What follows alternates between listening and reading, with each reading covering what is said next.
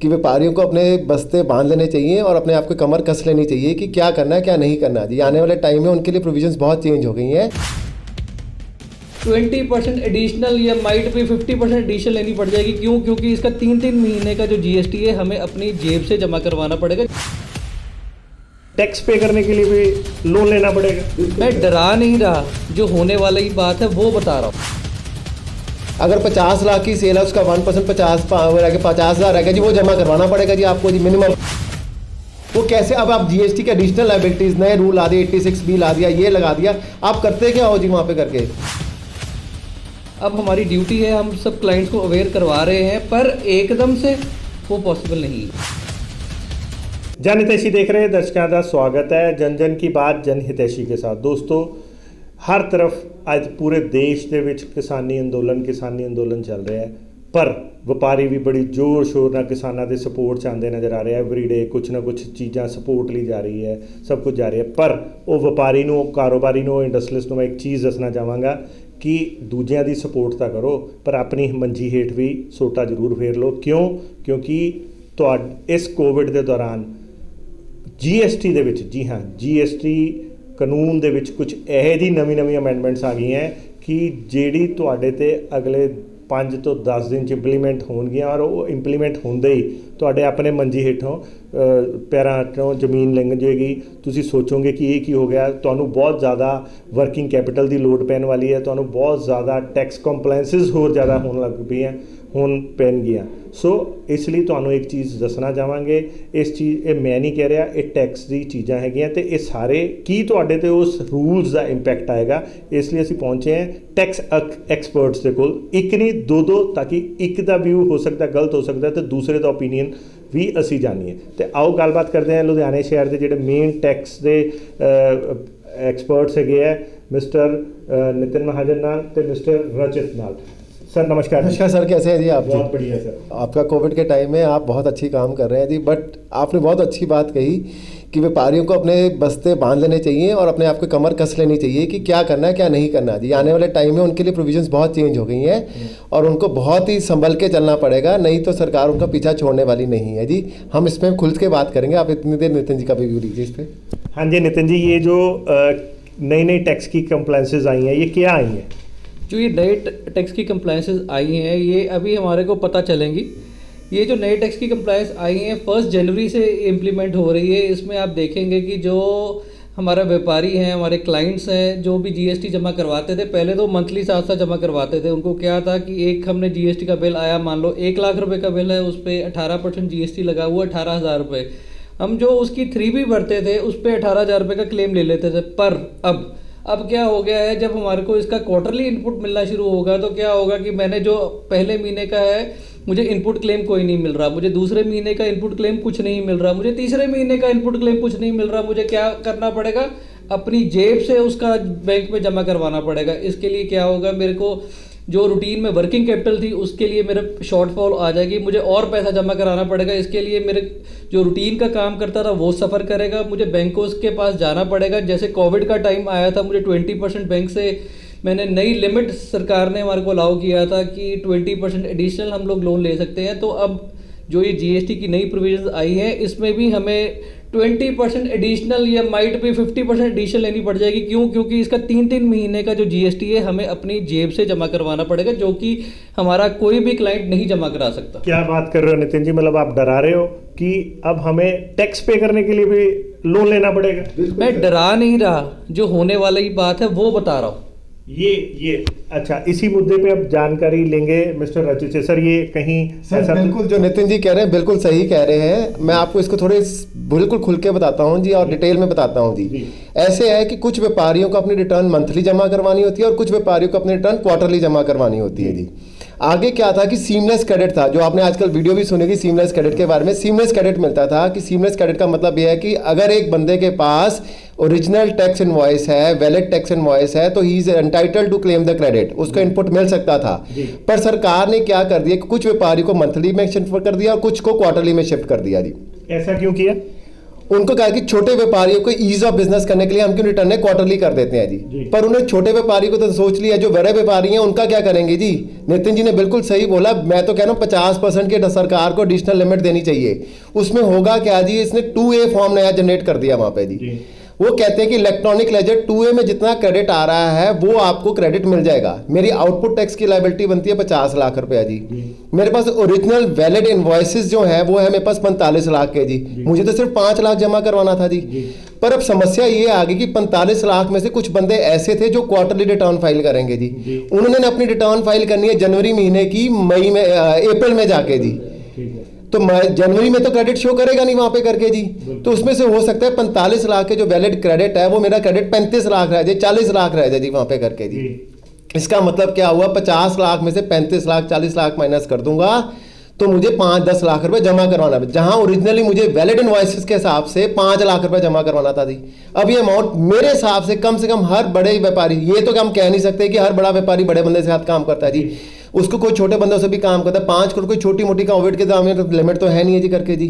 तो व्यापारियों का काम तो कम हुए ही हुए हैं जी वहां पे करके। पर इससे क्या होगा कि आपको एडिशनल लायबिलिटी जमा करवानी पड़ेगी जी। फिर सरकार कहती है कि जिसकी 50 लाख से ऊपर की सेल है उसने 1% ऑफ द आउटपुट टैक्स जमा करवाना ही करवाना है जी। सिर्फ उसका क्या मतलब हुआ 1% ऑफ द आउटपुट टैक्स? अगर 50 लाख की सेल है उसका 1% 50,000 रहेगा जी, वो जमा करवाना पड़ेगा जी आपको जी मिनिमम। पर उसकी एग्जम्पशन दे देगी अगर आपने 1 लाख से ज्यादा इनकम टैक्स पे किया जी, या अभी कभी आपने कोई रिफंड लिया है जी वहां पे करके जी। मुझे सीमलेस क्रेडिट नहीं समझ आ रहा कि सीमलेस क्रेडिट रह कहाँ गया जी वहां पे करके जी। सीमलेस क्रेडिट तो ये कहता था कि इनवॉइस है तो क्रेडिट मिल जाएगा जी वहां पे करके जी। व्यापारी करेगा क्या जी? वैसे तो सरकार बहुत परेशान है जी, किसान भी परेशान है, सब कुछ परेशान है। I am not supporting anybody ji, but I am talking about practically. क्या प्रैक्टिकली हम ये काम कर सकते हैं जी? आप 10 तारीख को हमें कहते हो टाइम लाइन में 10 या 11 तारीख को GSTR 1 फाइल, मैं प्रोफेशनल्स के एंगल से बात कर रहा हूँ जी। 11 तारीख तक GSTR 1 फाइल करेंगे जी वहां पे करके जी। उसके बाद 20 या 22 तारीख आपकी 3 वीक की डेट है जी। 12 दिन में आप हमें एक्सपेक्ट करते हो कि हम आपका क्रेडिट लेजर से मिलाए भी, और हम क्या क्या करेंगे जी वहां पे जी? पॉसिबली मेरे लिए टाइम कंज्यूमिंग है जी। ठीक है, मेरा टाइम बढ़ेगा, मैं अपनी फीस बढ़ाऊंगा जी। पर क्या व्यापारी फीस दे पाएगा जी? व्यापारी को किस एंगल से आप मारना चाहते हो जी? कोविड ने उसको वैसे मार दिया जी, बिजनेस वैसे कम हो गए जी वहां पे करके जी। वो बैंकों के लिमिटों के बोझ के तले वो पड़ा हुआ है जी वहां पे करके। वो कैसे, अब आप GST के एडिशनल लायबिलिटीज नए रूल ला दिए, 86B ला दिया, ये लगा दिया, आप करते क्या हो जी वहां पे करके? ईज ऑफ बिजनेस कहाँ रह गया जी वहां पे जी? मैं ये पूछना चाहूंगा, ये जो लॉ आया है, ये जो हमने आपसे पूछा, ये कब आया? ये 1 जनवरी से एप्लीकेबल हो जाएगा जी। न्यू ईयर का गिफ्ट है आपके लिए जी। सर न्यू ईयर गिफ्ट तो है, लेकिन ये आया कब है? ये अभी 5 दिन पहले आया जी। तो सर जैसे 5 दिन पहले अगर आया तो आप लोगों ने इसके लिए अपने जो टैक्स पेयर, जो आपके क्लाइंट्स हैं, जो आपके सिक्योरिटी पे टैक्स की कंप्लायंस करते हैं, क्या आपने उनको अपडेट कर दिया?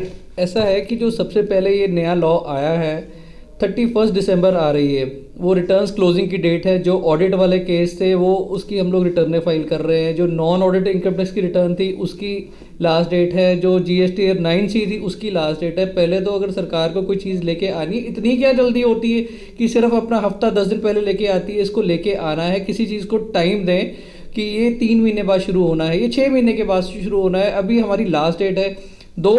अब हमारी ड्यूटी है, हम सब क्लाइंट्स को अवेयर करवा रहे हैं, पर एकदम से वो पॉसिबल नहीं है। तो इसकी प्रॉब्लम बेसिकली तब आएगी जब प्रैक्टिकली फेस करना पड़ेगा। आज तो हम पढ़ के बोल रहे हैं जी कि ये आपकी एडिशनल लायबिलिटीज आएगी। एक छोटा व्यापारी जिसने 5 लाख जमा कराना है उसको 15 लाख जमा करवाने पड़ेंगे, तब उसकी प्रैक्टिकल प्रॉब्लम्स आएंगी। कब से उसको प्रैक्टिकल पड़ जाएगा? ये 1 जनवरी से शुरू हो रहा है सर, 1 जनवरी से जी। जो इंसान, अगर मैं 1 जनवरी को, मैं नॉर्मली आगे 5 लाख का मेरी टैक्स लायबिलिटी थी, अभी टेंटेटिवली हो सकता है वो 15 लाख हो जाए। 15 भी हो सकती है, 20 भी हो सकती है सर। मैं अगर सारा माल ही अपने क्वार्टरली बंदों से ले रहा हूं तो मेरे 2A में तो शो ही नहीं करेगा वहां पे करके जी। तो ये जो जेब से जमा करवाना पड़ेगा सर। मैं ये पूछना चाहूंगा, आपने अभी क्वेश्चन किया कि 2 पार्ट्स में क्लाइंट को डिस्ट्रीब्यूट कर दिया, एक स्मॉल एक लार्जर। स्मॉल की डेफिनेशन क्या हुई? जिनकी सेल 5 करोड़ से नीचे है। 5 करोड़ से नीचे वाले वो क्वार्टरली जमा कराएंगे, और उससे बड़े वाले जो है वो नॉर्मल मंथली करवाएंगे। वो नॉर्मल मंथली जी सर। इसका बेसिकली क्या है कि आप सरकार को थोड़ा सा ये समझना पड़ेगा जी वहां पे करके कि अगर 5 करोड़ की लिमिट है उसको नेक्स्ट फाइनेंशियल ईयर से एप्लीकेबल कर दो। मोस्ट ऑफ दी कंसर्न्स जो होंगे जी, जिनकी 7-8 करोड़ की टर्नओवर की कोविड के कारण उनकी टर्नओवर आधी रह चुकी है जी वहां पे करके जी। तो मेरे हिसाब से हर बंदा को इसकी कम से कम 50% की मार पड़ेगी जी। कारण क्या है कि जिसकी सेल पिछले साल अगर 8 करोड़ की है जी, उसकी कोविड में तो वैसे ही 5 करोड़ से नॉलेज की चलो बात। सर एक और चीज़ बताओ, एज ए टैक्स एक्सपर्ट, पहली बात तो इस कानून को, इस नए रूल को लाने की क्या ज़रूरत थी? इतनी कौन सी मतलब इमरजेंसी थी, या क्या ये, पहली बात तो क्या ये सही है? सर मैं इसको देखिए, अगर this is totally my personal view, मैं इसको सही नहीं मानता जी। कारण क्या है, एक साइड पे सरकार कह रही है कि मैं कोविड के दौरान आपको रिलीफ दे रही हूँ जी, आपको मॉनेटरी पैकेजेस दे रही है जी वहाँ पे करके। क्या 3 महीने में या 6 महीने में अगर ये रूल डेफर कर देता जाता है जी, तो उसमें क्या सरकार को फर्क पड़ता है जी? क्वेश्चन ये नहीं है, मैं कहता हूँ डेफर बाद की बात है। पहली बात, क्या ये रूल सही है? ये सोचा समझा नहीं है, ये सोचा समझा प्रैक्टिकल नहीं है, प्रैक्टिकली नहीं पॉसिबल नहीं, प्रैक्टिकली बिल्कुल पॉसिबल नहीं है जी। प्रैक्टिकली तो होता कि सीमलेस क्रेडिट कहाँ गया जी वहाँ पे जी। अगर जीएसटी का रूट ये कह रहा था कि आपके पास वैलिड इनवॉइस है तो आपको मिलेगा ही मिलेगा ji. GST was never formed on the basis कि आपके 2A में क्रेडिट आएगा तो मिलेगा जी। पहले तो आपने पहले ये बताओ जी, सरकार ने ही फॉर्मुलेट किया ना क्वार्टरली और नॉन क्वार्टरली रिटर्न्स का जी। अगर क्वार्टरली रिटर्न्स ना करती सरकार जी, सभी मंथली में आते, वो ईज ऑफ बिजनेस खत्म हो जाता जी। अपने ही पैर पे खुद ही कलहारी मारी जा रही है। अगर आप ये कह रहे हो कि 3 क्वार्टरली सार कर दिया, तो क्वार्टर के बाद किस बंदे को आप एक्सपेक्ट करते हो जी क्या करे जी? आप ये करो, मैं भी छान के लूँगी, इस बंदे ने रिटर्न मंथली देनी है, इसने क्वार्टरली देनी है। यार आप तो इस महीने मुझे 10 लाख जमा करवाना पड़ जाएगा अगर मैंने इससे माल ले लिया, चाहे ये सस्ता दे रहा है मैं उससे लेता हूँ जी। फिर तो इसका मतलब आप धीरे धीरे जो छोटे रूट लेवल के, ग्रास रूट लेवल के बिजनेसमैन है या एम्प्लॉइज है या व्यापारी हैं, उनको आप खत्म कर रहे हो जी। मैं तो देखूंगा, बुरा मत मानिए, एज ए बिजनेसमैन मैं आपसे बात कर रहा हूँ कि मुझे 15 लाख रुपए जमा करवाना पड़ा जी। यार मैंने नितिन महाजन से माल खरीदा, इसकी सेल 5 करोड़ से नहीं, आइडिया तो लगी जाता कि इसका कितना काम है कितना नहीं है। मैंने नितिन महाजन से माल लिया तो इसका तो कम मेरे को इनपुट मिलेगा नहीं, मुझे जमा करवाना पड़ेगा जी।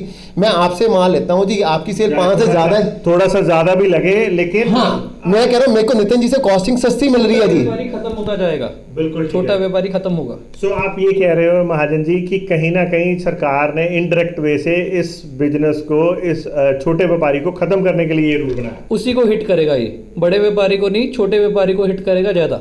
उसको वो पहले से ही उसके पास लिमिटेड रिसोर्सेज है, लिमिटेड फंड है। अब जो एक सर्कल था ना, एक सर्कल चल रहा था, उसका कोविड ने पहले ही रीढ़ की हड्डी तोड़ी हुई है। उसके बाद अब जो ये नया लॉ है, जो रहती बची कुछ कसर थी, वो भी सब खत्म हो रही है। अगर हम रेशो में बात करें तो आज के टाइम में छोटा व्यापारी की रेशो कितनी होगी 100 में से, और बड़े की कितनी होगी? सर ये तो सरकार ही कहती है जी, बिकॉज हमारे टैक्स पेयर्स जो हैं वो बहुत कम है जी वहाँ पे करके जी। तो मैं फील करता हूँ कि जो small and medium tax payers हैं, जो आप कर कहते हैं, जिसको आप छोटा व्यापारी की डेफिनेशन में लेके आएंगे, 50% से ऊपर होंगे जी वहाँ पे करके। तो इसका मतलब वो 50% जो टैक्स पेयर हैं, लेकिन ये भी कहा जाता है कि जो रोजगार वही 50% ज़्यादा देते हैं, बिकॉज बड़ी इंडस्ट्री में तो ऑटोमेशन चला जाता है, ऑटोमेशन पे तो वो लेबर वैसे ही 10% या 15% लेबर ही करती है। सो ये खाली टैक्स पेयर तो वो तो खत्म होगा, छोटा व्यापारी तो साथ में बेरोजगारी भी बढ़ेगी। बिल्कुल बढ़ेगी। जो भी कुछ एक कहीं कमी आती है, किसी इंडस्ट्री में कमी आती है, उसका फैक्टर नहीं कि उस इंडस्ट्रियलिस्ट अकेले को नहीं पड़ता है, उसके साथ जुड़े होते हैं, उसके पास काम करने वाले लोग, एक ये चेन है, ये चेन डिस्टर्ब होगी। सर अब मैं एक आपसे थोड़ा सा एक तकल्लुफ़ करता हूँ, आप लोगों ने बड़े अच्छे वो चीज़ें दी हैं, लेकिन मैं ये पूछना चाहता हूँ, आजकल एक वीडियो वायरल हो रही है, कोई आप ही के टैक्स प्रोफेशनल हैं, मिस्टर अभिषेक राजा राम हैं, एक तो उनके पीछे राजा भी लग गया, राम भी लग गया, और अभिषेक तो वैसे ही अभिषेक होता है। वो आजकल अपने ही कुलीग्स पे, इंडिया के टैक्स प्रोफेशनल्स को सीधी सीधी बातों में बोलूं तो करप्ट बोल रहे हैं, चोर बोल रहे हैं, और वो बोल रहे हैं कि वो अपने कुछ लीडर अपने बेनिफिट्स के कारण जो है उन्होंने आवाज़ उठानी बंद कर दी है। इस तरह के जो नियम्स आ रहे हैं, नए नए अमेंडमेंट्स आ रही हैं, जो शायद एक नॉर्मल कारोबारी की समझ से बाहर है, उसको तो उसका इम्पैक्ट ही नहीं पता, जैसे कि आप लोगों ने भी अभी बताया। तो वो कहाँ तक, उसमें क्या सच्चाई है? उसमें ऐसे देखो, ये टाइम है हमें इकट्ठा होने का, हम इकट्ठा होंगे, एक आवाज़ उठाएंगे, इकट्ठे चलेंगे, प्रोफेशनल्स के लिए भी ठीक है और इंडस्ट्रीज के लिए भी ठीक है। सो हमारे को जो वो कह रहा है वो गलत नहीं कह रहा है, किसी हद तक वो सही भी है। नितिन जी गोलमाल मत करो बीच में, किसी हद तक सही है। उसने बहुत अल्फाज यूज़ किए हैं कि अपने ही कुलीग्स को बोला है, जो इस तरह का हार्ड वर्ड कोई नहीं बोल सकता, कि अगर आपका आज भी ईमान नहीं जागता तो घर में जाके सबसे पहले अपने बच्चों को ये बोलना बंद करो कि आप सच बोलो। सर देखिए, जहाँ तक अभिषेक जी की बात है, अभिषेक राजा रमन जी की बात है, वो उन्होंने दिल से बात बोली है, कुछ उस बात में 100% चोरों कोई गलत बात नहीं बोली गई है उसमें दी। सर ये आवाज़ मैं आपको बार बार ये बोल रहा हूँ कि आगे कहते हैं bar and bench are the same community ji. अब इंडस्ट्री और प्रोफेशनल्स को इकट्ठे होना पड़ेगा ji. They have to come together and raise this platform कि हमें कहाँ से ईज ऑफ बिजनेस मिलेगा जी। अभिषेक जी ने बहुत सही बात बोली है कि उन्होंने सीमलेस क्रेडिट की बात की है। सीमलेस क्रेडिट कहाँ रह गया जी वहाँ पे जी? आप एक प्रोफेशनल एक समझिए, मेरी कमर टूटी हुई है जी, आप आके मुझे धक्का मार दोगे तो इससे तो गिराने वाली बात होगी जी वहाँ पे करके जी। कोविड में सभी बिजनेसमैन की कमर तोड़ी हुई है जी वहाँ पे करके, तो आप एक्सपेक्ट क्या कर रहे हो जी वहाँ पे? रोते को रुलाया जा रहा है और रुलाया जा रहा है।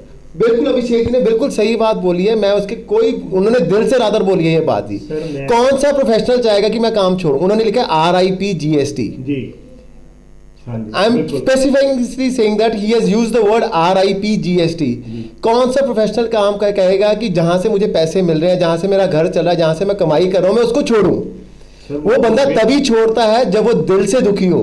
नहीं, उन्होंने तो प्रोफेशनल्स पे उंगली उठा दी। सबसे पहले तो ये बताओ कि क्या एक्चुअल में प्रोफेशनल्स इतने कमर्शियल हो गए हैं कि वो इनडायरेक्ट वे से अपने पर्सनल मोटिव के लिए बाकी सारे जो प्रोफेशनल्स हैं उन सबको दाव पे लगा रहे हैं? क्योंकि अल्टीमेटली अगर इस तरह की नॉर्म्स आएंगे और नहीं बताया जाएगा और इम्प्लीमेंट हो जाएगा तो कल को तो सारे आपके रोजगार पे भी फर्क है, मेरे पे भी फर्क है। इसमें एक चीज़ ऐसी है सर, आज की डेट में सारे कंप्लाइंसेस की ड्यू डेट्स 31 मार्च दिसंबर तक पेंडिंग पड़ी हुई है जी। 31 दिसंबर तक हमारे टैक्स ऑडिट्स की लास्ट डेट है। 31 दिसंबर को GST 9C 18-19 की लास्ट डेट है। 31 दिसंबर को non audit income tax returns की लास्ट डेट है। 31 दिसंबर को GSTR 9C 2019-20 के जिसके ऑडिट अभी चल रहे हैं उसकी लास्ट डेट है जी। ROC की लास्ट डेट है। तो आप एक्सपेक्ट क्या करोगे प्रोफेशनल आपको अभी जागरूक कराए कि वहाँ पे जाए जी? वहाँ पे वो अपने ऑफिस में बैठ के कंप्लायंस कर रहा है। ये सर आप 1 जनवरी को देखना सर क्या होगा क्या जी, जब प्रैक्टिकली ये प्रॉब्लम्स आएंगी ना तो business community will have to come to the professionals also. Sir इसका हल बताओ जी, हल क्या करेंगे सर? ये रूल है सरकार का, हम एज प्रोफेशनल्स क्या करें? We have to follow the rules given by the implied by the government. पर नहीं, क्या आपकी ये ड्यूटी नहीं बनती कि अगर कोई रूल बिजनेस को डैमेज करने वाला आ रहा है तो आप इंडस्ट्री को, ट्रेड को उसको गाइड करो?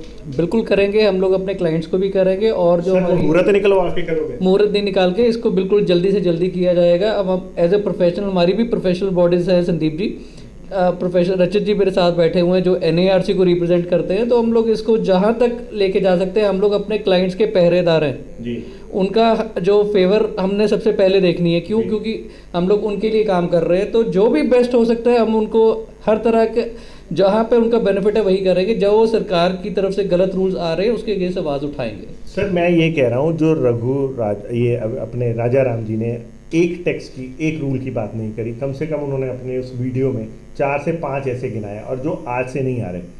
मेरा क्वेश्चन ये है कि क्या हम आप तक पहुंचे हैं तो आज आप जाग रहे हो, आज हम करेंगे, तो पीछे क्यों नहीं किया? सर रूल अभी आया जी, 5 एक रूल अभी आया। उन्होंने 86A की बात करी, उन्होंने 86B की बात करी, उन्होंने 36(4) की बात करी। सर देखिए ये डेफर करते जा रहे थे। पहले इन्होंने 20% लिया था कि जो 2A में क्रेडिट आ रहा है उसका एडिशनल 20% ले सकते हो, फिर 10% पे लेके आया, 5% लेके आया जी। सर 5 दिन पहले, 10 दिन पहले आपके पास रूल, मैं आपके मान के कहता हूँ 10 दिन पहले ये रूल आ गया जी। सर एक रूल 10 दिन पहले आया, बाकी पहले आए सर, वो डेफर होते रहे सर मैं वही तो मैं बोल रहा हूँ कि अगर वो डेफर होते रहे लेकिन सडनली एक चीज समझिए, जो चीज लोगों पे भी तो प्रेशर पड़ रहा है ना। जैसे अभी आपने बोला सर, अभी आपने बोला कि इतनी सारी रिटर्न्स की ड्यू डेट आपने एक ही दिन गिना दी। सर देखो वो मैंने नहीं भरनी, वो आपके टैक्स पेयर ने नहीं भरनी, वो आपने भरनी है, तो आप पे भी तो mental pressure ultimately. Sir we are under immense pressure ji. मैं कह रहा हूँ सरकार को एक सीमलेस क्रेडिट तो बनाई थी वहाँ पे, सीमलेस स्ट्रक्चर तो बनाई थी वहाँ पे करके। आप सीमलेस क्रेडिट के सीमलेस स्ट्रक्चर नहीं है यहाँ पे जी करके। तो सर आप लोग क्या कर रहे हो? वही तो मैं कह रहा हूँ। एक राजा राम की तो आवाज, आत्मा उठी, उसने इस तरह के वीडियो बनाए, वायरल कर दी, कम से कम हम तक पहुंची, हम आप तक पहुंचे। कहीं ना कहीं इसका मतलब कहीं ना कहीं तो लोग हैं ना, अभी भी हम सब में हैं। तो आप लोग क्यों नहीं? लुधियाना की बात करें तो you people are the representative और आप तो इतनी बड़ी संस्था को रिप्रेजेंट कर रहे हो। टाइम्स हैव कम जहाँ पे एसोसिएशंस इकट्ठी होंगी ही होंगी। सर ये आपको मैं सिर्फ 10 दिन की बात बोल रहा हूँ, 10 दिन में जी जब प्रैक्टिकली ये प्रॉब्लम्स आएंगी ना वहाँ पे करके जी। वहाँ पे ना एक बुजुर्गों ने कहावत बोली हुई है, अब पछताए हो तो क्या जब चिड़िया चुग गई खेत। जब कंप्लायंस का टाइम आ गया उस दिन आप, मेरे को याद है नितिन जी, आप रचित जी, आप लोग ही हमारे थ्रू एक वो लेटर लिखते हो, हमें भी मीडिया को भेजते हो कि जी ये ड्यू डेट आगे बढ़ाई जाए, कंप्लायंस की करी जाए। तो जब रूल आया तभी क्यों नहीं? अभी आपने एक बात बोली कि एक रिटर्न्स की भी एंटर जो 2018-19 की है वो भी उन्होंने बोला कि वो धक्के से कह रहे हैं जी इसी दिन। मतलब आफ्टर ऑल आप लोग किस चीज़ के वो कहते हैं कि दबाव में हो कि आप लोग, सरकार अगर कोई पॉलिसी लेके आ रही है गलत है, बिकॉज हम तो बाद में आप लोगों को पता लगता है कि क्या उसका इम्पैक्ट होगा, आप इमीडिएटली उसका अपोज क्यों नहीं करते? हम इमीडिएटली करते, ऐसी कोई बात नहीं है। सरकार अब 5 दिन पहले ये नया रूल लेके आ रही है, 5 दिन में हमारे से एक्सपेक्ट कर रही है कि रिटर्न भी भर दो, ऑडिट भी कर दो, आरओसी का काम भी कर दो, जीएसटी का भी कर दो, और उसके साथ क्लाइंट्स को भी बता भी दो जी कि आपके ये रूल नया आ गया। वहाँ पे हम कंप्लायंस देखें, आज एक टैक्स ऑडिट आ जाए तो उसकी 1.5 लाख पेनल्टी है जी वहाँ पे करके। बिल्कुल ठीक है। तो हम अपने इस वक्त 1.5 लाख को बचाएंगे कि पहले क्लाइंट को जागरूक करें? क्लाइंट को हम we have already forwarded the mails to the client, these are the new rule. Sir आप कहेंगे कि मेल्स चेक करते हैं, नहीं करते, दैट इज समथिंग डिफरेंट। मैं वही तो पूछ रहा हूँ, आप अपनी कितनी मेल चेक करते हो दिन में? मैं डेली चेक करता हूँ सर। मैं तो कह रहा हूँ डेली चेक करते हो, लेकिन वो मेल बॉक्स ना मेरा भी कम से कम 500 मेल का होता है, इतनी एक्स्ट्रा भी आती हैं तो सभी नहीं चेक होती, और एक नेग्लेक्ट हो गई तो मतलब खत्म। सर ऐसे है, देखो जागरूक कराना हमारा फर्ज है, we will definitely do this. लेकिन मैं ये कह रहा हूँ, जो राजा राम जी ने एक जो इशू उठाया है कि टैक्स प्रोफेशनल्स आज उतने कमिटेड क्यों नहीं हैं, वो उनमें क्यों इतनी मतलब लेजीनेस कह लो, या क्यों वो मॉनिटरली बेनिफिशियल में आ गए हैं? ड्यू कोर्स में रिप्रेजेंटेशन डेफिनेटली जाएगी, डेफिनेटली। मैं आपको ये नहीं कह रहा नहीं जाएगी, ड्यू कोर्स में रिप्रेजेंटेशन जाएगी कि ये हमारे बिजनेस कम्युनिटी को हैम्पर कर रहा है, ये प्रोफेशनल बॉडीज को हैम्पर कर रहा है, सो दैट कि transparently true and fair view आता रहे जी वहाँ पे करके। तो आप ये सोच के चल रहे हो कि प्रोफेशनल्स की तरफ से रिप्रेजेंटेशन नहीं जाएगी, 100% श्योर जाएगी ji, whether it is at Ludhiana level और whether it is regional level, whether it is at national level, ये representation will flow in message. मैं आपको ये बड़ी सिंपल सी बात बता रहा हूँ, आई am not talking about one representation, ये रिप्रेजेंटेशन मास लेवल पे जाएगी, and it will be followed by not only the professional bodies, it will be followed by the trade associations also, industrial associations also वहाँ पे करके, क्योंकि ये चीज ही सबको हिट करने वाली। प्रैक्टिकल नहीं सर, प्रैक्टिकल बिल्कुल भी नहीं, मैं नहीं मान के चलता कि इसको कहाँ से प्रैक्टिकल है। सर आप मेरे बताइए कि मैंने 50 लाख आउटपुट जमा करना है, 45 लाख मैं देके आया हूँ जी, वहाँ पे 5 लाख जमा करवाना है, 2A में क्वार्टरली आ रहा है, वहाँ पे आप क्या करके रहे हो जी आप? मैं मानता इस रूल को उस हद तक सही मानता अगर वो कहते कि 2A में जो इनपुट आ रहा है उसका एडिशनल आप 20% या 25% क्लेम कर सकते हो जी। ये तो कुछ बात समझ भी लग रही है जी। आपने वो 20% की क्लॉज को 5% पे ले आए हो जी, आप 25 की करने के उसको 30 करो, 35 करो जी, फिर तो समझ भी आता है जी वहाँ पे जी। आप व्हाट डू यू एक्सपेक्ट? मैं ये सिंपल से मानना चाहता हूँ, एक साइड पे आई am not against any of the governments, मैं सिंपल एक बात बोल रहा हूँ जी, एक साइड पे सरकार सपोर्ट कर रही है, मॉरेटोरियम्स दे रही है, कोविड के एडिशनल 20% लिमिट्स दे रही है, बट डज इट दिस सीम कि ये काम करने से एडिशनल बर्डन पड़ जाएगा वहाँ पे करके जी? सर ये आप पूरा मत मानिए कि आप प्रोफेशनल्स को बैठे कह रहे हो वहाँ पे, जो वहाँ पे बैठे फाइनेंस मिनिस्ट्री में बैठे हैं वहाँ पे, क्या उनको नहीं पता लग रहा जी वहाँ पे कि this what will this hamper? Sir might भी वो देखिए, वो प्रैक्टिकलिटी में लोगों से उतना टैक्स पेयर से नहीं जुड़े हैं। देखो टेबल पे बैठ के एक पॉलिसी, अक्सर ये बोला जाता है, देखिए आप लोग रोज टैक्स पेयर से मिलते हो, रोज आपको प्रैक्टिकलिटी में उनका है, आप अपर लेवल पे जैसे जैसे जाते रहेंगे आपके असिस्टेंट नीचे। आपकी बात से डिफर करता हूँ, जब पॉलिसी बनानी है उसको सोचे समझे तरीके से बनाना चाहिए, क्यों नहीं उसमें प्रोफेशनल इन्वॉल्व होते? हमसे पूछिए लॉ बनाने से पहले, हम बताएंगे कि सर ये आप करिए, इसमें ये प्रॉब्लम आती है, अगर ये ऐसा करेंगे इंडस्ट्रियलिस्ट यहाँ पर खराब होगा, हमें क्या देना चाहिए? ईज ऑफ बिजनेस, जो कि नहीं मिल रहा। सर मैं यही तो बोलना चाह रहा हूँ, आप ही के एक कुलीग ने उठाई है आवाज़ और उसने बोला जो हमारे लीडर्स हैं वही कहीं ना कहीं उसने बोला कि शायद बिक गए हैं या पर्सनल बेनिफिट। सर कोई प्रोफेशनल ऐसा बिकने वाली बात नहीं है जी वहाँ पे करके जी। मैं सिर्फ एक सिंपल सी सरकार से ये नहीं कह रहा सर, आप ही क्या कोई कुलीग? सर हर एक का अपना पर्सनल व्यू होता है जी। आप कहें कि आप, हो सकता है कि हम एक प्लेटफॉर्म पे बैठे हैं, आपका व्यू डिफरेंट है, नितिन जी का व्यू मेरे से डिफरेंट हो सकता है जी। मैं सिंपल सिर्फ एक ही बात कहना चाहता हूँ, अगर सरकार को कुछ ऐसा रूल लेके ही आना है जी, क्यों आज की डेट में है ji? Big no to this law, big no to this law for only reasons कि कोविड के टाइम में we have to support the business community. जिस बिजनेस से कम्युनिटी से हमारी जीडीपी सही रहती है, सब कुछ हो रही है, अगर आप उसको नहीं सपोर्ट करोगे। सर एक चीज़ मान के चलिए संदीप जी, आज ये लॉ आ गया आपके पास, क्या अगर ये लॉ 6 महीने बाद डेफर हो जाता, जब मार्केट नॉर्मलाइज हो जाती, तो क्या फ़र्क पड़ता जी? क्या एडिशनल क्रेडिट 25% और 5% में आपको क्या दिख रहा है जी वहाँ पे करके जी? आपको सर आप ये कह रहे हो, मैं आपको ये बताऊँ, even the professionals are under immense pressure ji. आपको दिख क्या रहा है जी वहाँ पे करके जी?